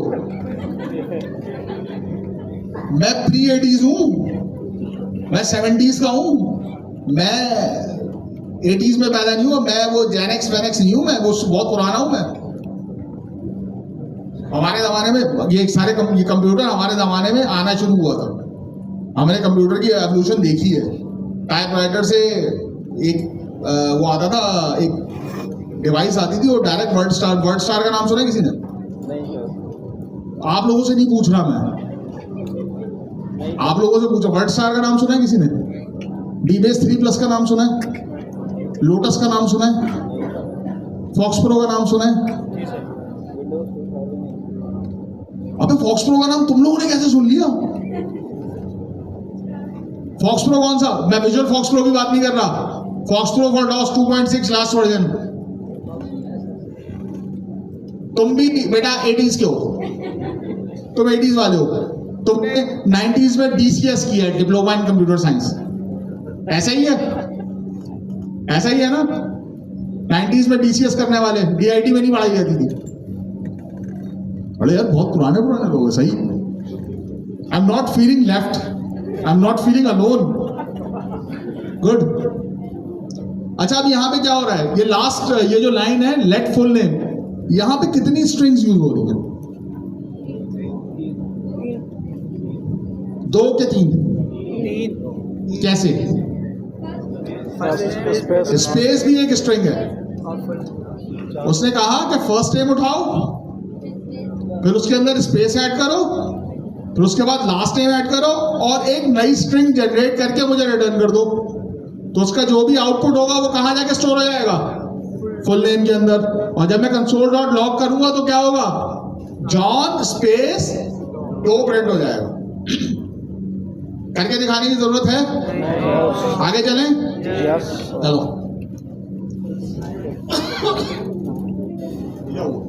अभी 9:45 कहाँ हूँ मैं? 9:45 होने में भी अभी 15 मिनट बाकी है। 14 अभी हमारे पास 25 मिनट है। चलो, क्या हुआ? स्लाइड कहाँ गई? ये क्या हुआ? हाँ जी, स्ट्रिंग्स में तो किसी को कोई मसला नहीं है, लेकिन एक और चीज जो हमने शुरू में देखी थी और जिसकी वजह से काफी कंफ्यूजन हुई थी, वो स्ट्रिंग लिटरल्स थे। जो हेलो, ये कौन सा कैरेक्टर होता है? ये हेलो से पहले जो कैरेक्टर लगा हुआ है, this is not an apostrophe, this is not a single quote. ये कहलाता है बैकटिक। टाइपस्क्रिप्ट के अंदर जो भी चीज आप बैकटिक्स के अंदर डिफाइन करते हैं, जैसा डिफाइन करते हैं वैसी ही स्क्रीन पर प्रिंट हो जाती है। जो फॉर्मेट आप डिफाइन करेंगे, जिस फॉर्मेट में भी डिफाइन करेंगे, वो चीज एज इट इज प्रिंट हो जाएगी। ये चीज कहलाती है टेम्पलेट लिटरल्स। टेम्पलेट लिटरल्स का जो सबसे इंपॉर्टेंट बेनिफिट है, जो हम आज देख रहे होते हैं, ऑफिस के अंदर ईमेल्स जाती हैं, स्टैंडर्ड ईमेल्स जो होती हैं कि ईद के ऊपर किसी को, पूरे ऑफिस को जो मुबारकबाद देनी है। मैं इंडिविजुअल ईमेल्स तो नहीं करूंगा, मैं क्या करता हूँ, मैं ईमेल का फॉर्मेट उठाता हूँ, उस फॉर्मेट के अंदर मैंने कुछ एरियाज स्पेसिफिक छोड़े हुए होते हैं और मैं उसको अपनी एड्रेस बुक के साथ कनेक्ट कर देता हूँ। वो एड्रेस बुक से वो वैल्यूज उठाता है, प्लेस करता है और ईमेल जनरेट कर देता है। यहां पे आपको एक चीज नजर आ रही होगी $साइन के साथ, नजर आ रही है? $एज।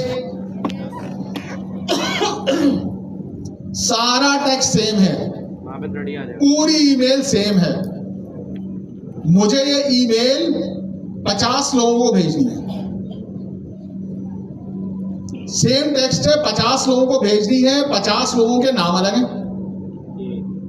अगर मैं नॉर्मल स्ट्रिंग यूज करते हुए करूंगा, मुझे 50 ईमेल ड्राफ्ट करनी पड़ेंगी। एक ईमेल ड्राफ्ट करूंगा, उसके अंदर जाके मैं नाम चेंज करूंगा, फिर दूसरी ईमेल करूंगा, फिर तीसरी। यहाँ पे मैंने क्या किया, मैंने एक टेम्पलेट लिटरल डिफाइन कर दिया और मैंने उसमें एक वेरिएबल बता दिया कि भाई जैसी वेरिएबल की वैल्यू चेंज हो, यहाँ पे भी चेंज हो। उसका सिंटैक्स क्या है? Dollar curly bracket start curly bracket and. अब यहां पे एक और मजे की चीज है, ये जो कर्ली ब्रैकेट्स है ना, ये अगेन एक कोड ब्लॉक है जो स्ट्रिंग के अंदर चल रहा है। यहां पे मैं पूरी टाइपस्क्रिप्ट की प्रोग्रामिंग कर सकता हूं। उसका जो भी एंड रिजल्ट आएगा ना, वो उस ईमेल के अंदर अदर स्ट्रिंग पास हो जाएगा। अभी यहाँ पे मैंने क्या किया, मैंने एक एज का वेरिएबल लिया, एज के वेरिएबल में 30 कर दिया है। अभी मैं इसको रन करूंगा, उसको 30 प्रिंट कर देगा। क्या कहेगा? Hello my name is first name. First name क्या है मुझे नहीं पता, नहीं फर्स्ट नेम पता है मुझे, ऊपर वाले कोड में पता था। क्या था मेरा फर्स्ट नेम? जॉन। एग्जीक्यूट करूंगा, क्या होगा? Hello my name is John and I am 30 years old. 30 years old. वैसे तो जॉन अब कितना 92 में जो है वो 12 साल का था, तो अब कितने का हो गया वो? 92 में तो 12 का था। मैं जॉन कॉनर की बात कर रहा हूँ। 34. जॉन कॉनर का नाम सुनते ही कुछ लोगों के चेहरे पे मुस्कुराहट आई, इसका मतलब है वो टर्मिनेटर 2 का जोक समझ जाएंगे। आई डोंट नो तुम लोगों ने 32 का हो गया, नहीं 32 का नहीं, वो तो 40 प्लस हो गया होगा यार, अब तो 44 का हो गया होगा। पता नहीं कितनी दफा मारा है वो, उसके चक्कर में ना पूरी वो टाइमलाइन हिल गई है सारी। पहले आया T800 आया, एक बंदा मारा, फिर दोबारा आया, फिर वो दोबारा T800 आ गया वो 1000 के साथ, फिर उसने फिर एक बंदा मार दिया, तो उसके बाद फिर एक और दफा आ गया वो, फिर तीसरी। मुझे तो आखिरी वाली मूवी समझ में नहीं आई उसकी, डार्क फेट जो थी। How can a person who kills 27 police officers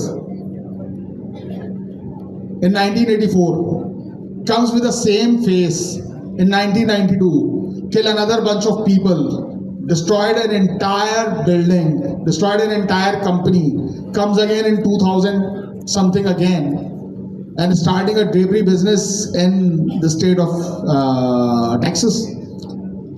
American police तो बहुत ही घटिया है भाई, सारे अंधे 400-500 लोग बंदे मार के जा चुका है वो उस फेस का बंदा, वो पकड़ के भी नहीं पा रहा, वो बिजनेस कर रहा है, वो 30 साल से बिजनेस कर रहा है। लोग कहते हैं पाकिस्तानी फिल्में बेवकूफ होती हैं, मुझे तो वो सीन समझ में नहीं आया था टर्मिनेटर 2 के अंदर, जब वो T1000 जो है वो जॉन कॉनर की तस्वीर दिखा के पूछ रहा था कि इस बच्चे को जानते हो, 1000 साल की मेमोरी तस्वीरें दिखा के पूछ रहा है यार ये बच्चे को जानते हो, कहाँ है ये। और मैट्रिक्स में कियानो रीव्स के ऊपर जो है वो एजेंट स्मिथ पूरा मैगजीन खाली कर देता है और हम लोग रोना शुरू हो जाते हैं। हमारा सुल्तान राय 300 गोलियां खा के खड़ा हुआ होता है, हम लोग कह रहे होते हैं ये क्या बकवास है। So coming back to this, sorry, literal समझ में आया? कितने लोगों ने अब तक लिटरल यूज किए हैं? काफी सारे लोगों ने यूज किए। एक दफा इसकी एग्जीक्यूशन करो फिर आगे चलते हैं।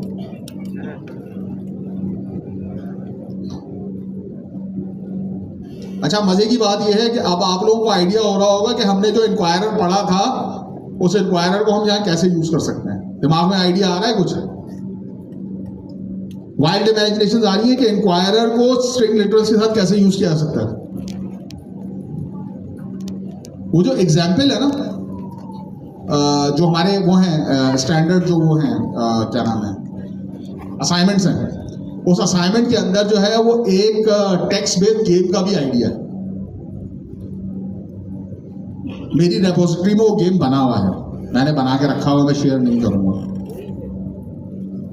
टेक्स्ट बेस्ड गेम कि आप इंक्वायरर को, स्ट्रिंग लिटरल्स को, इन सारी चीज़ों को यूज करते हुए जो एक गेम बनाए और उसको एग्जीक्यूट करें। वो आपकी इमेजिनेशन है, आप उसको किस तरीके से डिजाइन करते हैं। लेकिन ये पढ़ने के बाद, लूप्स पढ़ने के बाद, एरेस पढ़ने के बाद जो है ना, अब आप वो बड़ी आसान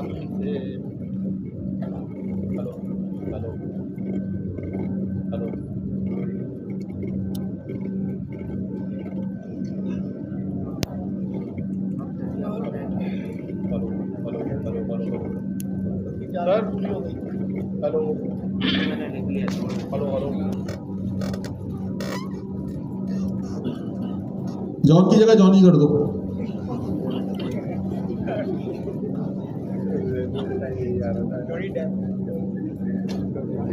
अब क्या होगा? जॉन की जगह यार जॉनी ब्रावो किसने कहा? कौन कौन किसको याद आया? Childhood obsession.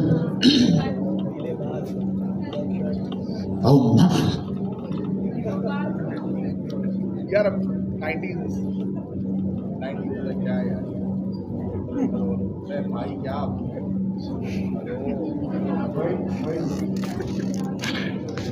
अब आपने इसको फॉर के लूप में लिखा हुआ है कि अपर केस क्या करता है? सारे कैरेक्टर्स को अपर केस में कन्वर्ट कर देता है। लोअर केस क्या करता है? सारे कैरेक्टर्स को लोअर केस में कन्वर्ट कर देता है। एक असाइनमेंट भी है वर्ड काउंटर वाला, वर्ड चेकिंग के लिए, तो वो भी स्ट्रिंग्स के थ्रू होगा। फिर उसके बाद ट्रिम क्या करता है? वाइड स्पेस रिमूव करता है। अगर आपकी स्ट्रिंग के स्टार्ट और एंड में या सिर्फ स्टार्ट में या सिर्फ एंड में वाइट स्पेसेस मौजूद हैं, तो ट्रिम का फंक्शन उन वाइट स्पेसेस को रिमूव कर देता है। बट दैट डजंट मीन कि स्ट्रिंग के अंदर, दो कैरेक्टर सेट्स के अंदर अगर बीच में कहीं स्ट्रिंग होगी या स्पेस होगा तो उसको रिमूव नहीं करेगा। ये सिर्फ स्टार्ट और एंड में से जो है वो उसको स्पेसेस को जो है वो रिमूव करेगा, वाइट स्पेसेस को, जिसे हम नॉर्मल स्पेस कहते हैं।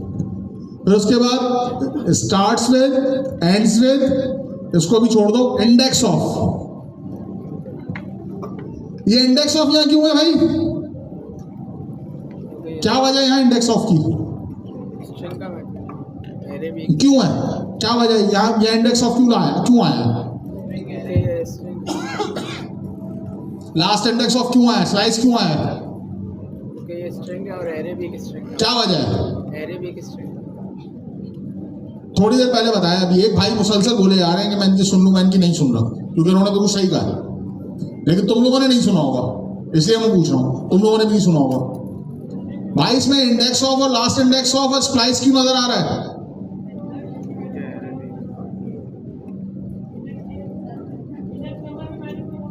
अबे फंक्शन क्यों है यहाँ पे? किस वजह से आया? क्यों, क्या रीजन है? फंक्शन का रीजन क्या है? अभी 5 मिनट पहले index of, last index of और स्प्लाइस पढ़ के आए हो तुम लोग।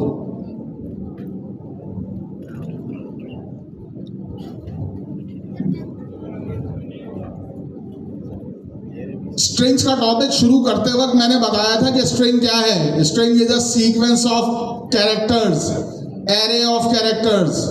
इसका मतलब ये हुआ कि स्ट्रिंग के अंदर जो एरे में फंक्शंस मौजूद हैं वो सारे के सारे फंक्शंस आपको स्ट्रिंग में भी नजर आ रहे होंगे। स्पेशल टाइप का ऑब्जेक्ट है, एरे है, तो उसका मतलब है कि एरे पे जो ऑपरेशन परफॉर्म हो सकते हैं वो भी यहाँ पे हो सकते हैं। इसी वजह से आपको यहाँ पे index of, last index of और स्लाइस नजर आ रहा है। उसी तरीके से बिहेव करेगा जिस तरीके से ये फंक्शन एरे में बिहेव करते हैं। फर्क सिर्फ इतना है कि यहाँ पे लास्ट इंडेक्स ऑफ में आप एक कैरेक्टर सीक्वेंस देते हैं। कैरेक्टर सीक्वेंस देने का मतलब ये है कि मैं उसको स्ट्रिंग बताऊंगा कि क्या ये स्ट्रिंग मेरे एरे के अंदर, स्ट्रिंग एरे के अंदर एग्जिस्ट करती है या नहीं करती। फॉर एग्जाम्पल, इसका एग्जाम्पल बनी है, आगे देखना, मैंने बनाई भी है शायद इंडेक्स ऑफ की, नहीं ये उसमें कोड में होगी, जो स्ट्रिंग का जो कोड है ना उसमें होगी। इसको तो बंद कर दे यार। इसमें एक स्ट्रिंग्स की जो है ना मेरा ख्याल है बनी हुई है।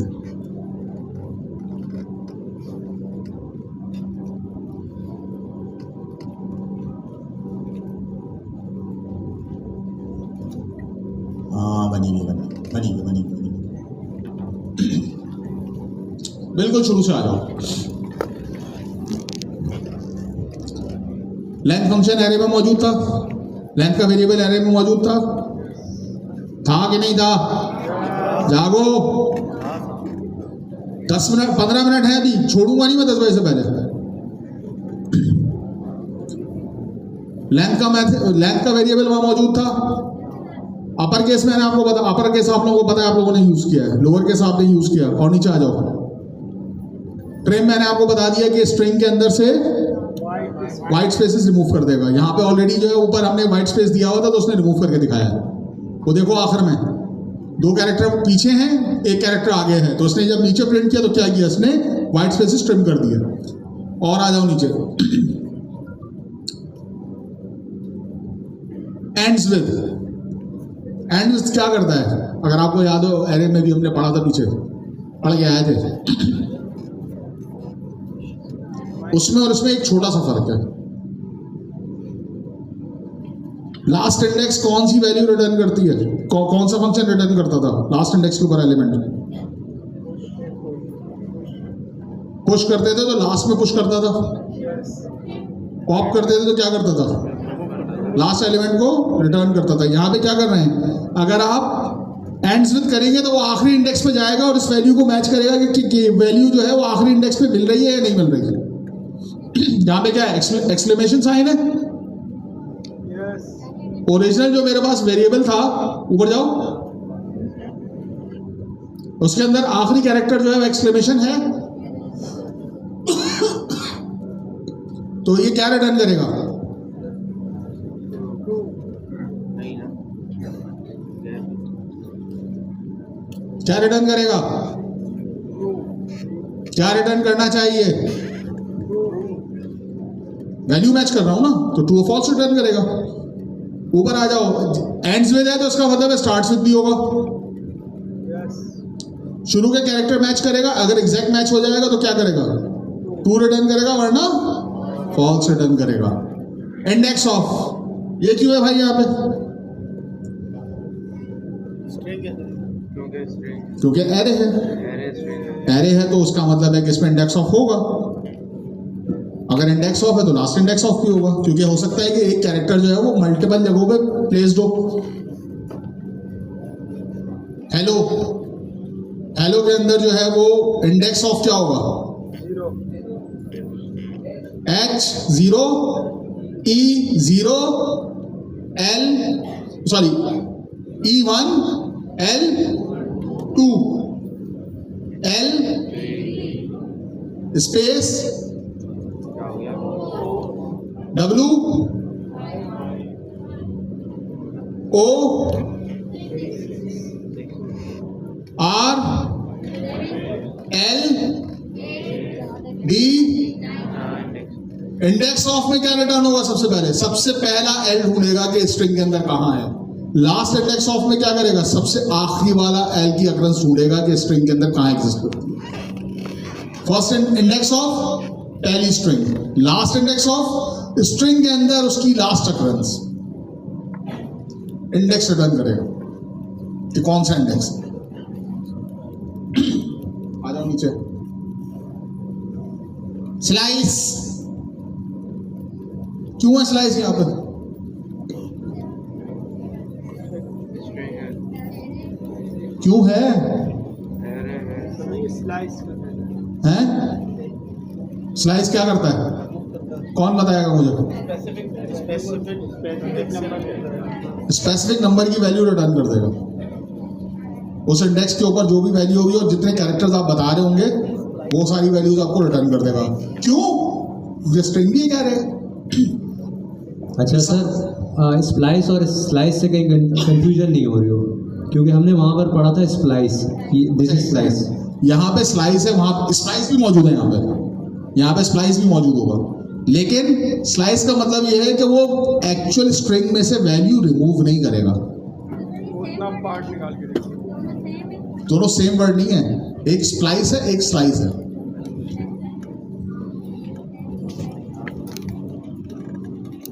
दिखा दे भाई वो पहले वाला स्लाइस और स्प्लाइस। स्लाइस की जगह स्प्लाइस यूज किया तो मामला खराब है, स्प्लाइस की जगह स्लाइस यूज किया तो होगा ही नहीं। एरे में तो स्लाइस होता ही नहीं। एरे में स्लाइस होता है सर? होता है शायद, तो देखना पड़ेगा। सॉरी यार, मुझे एग्जैक्टली याद नहीं है कि एरे में स्लाइस होता है या नहीं होता। मैं देख के बता दूंगा आप लोगों को। This is on me.